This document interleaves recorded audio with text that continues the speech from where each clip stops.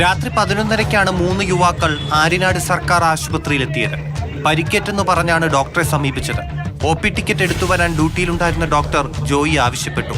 ഇതാണ് മർദ്ദനത്തിന് കാരണം. ഈ ചീത്ത വിളിച്ചുകൊണ്ട് നിന്നവനുണ്ടല്ലോ, അവൻ തിരിച്ചു വന്നിട്ട് എന്നെ ഷോൾഡിൽ വെച്ച് അടിക്കുകയും ചെയ്തു. പിന്നെ കഴുത്തിൽ കുത്തിയിട്ട് ഇങ്ങനെ മറിച്ചിട്ടു.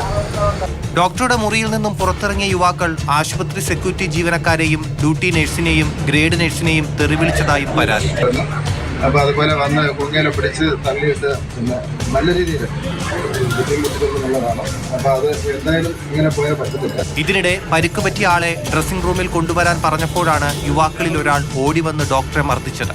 ഉടൻ തന്നെ പോലീസ് എത്തി ആര്യനാട് സ്വദേശി അഭിജിത്തിനെ കസ്റ്റഡിയിലെടുത്തു. കാലിൽ മുറിവ് പറ്റിയ ഡോക്ടർ ജോയി വെളനാട് സർക്കാർ ആശുപത്രിയിൽ ചികിത്സ തേടി.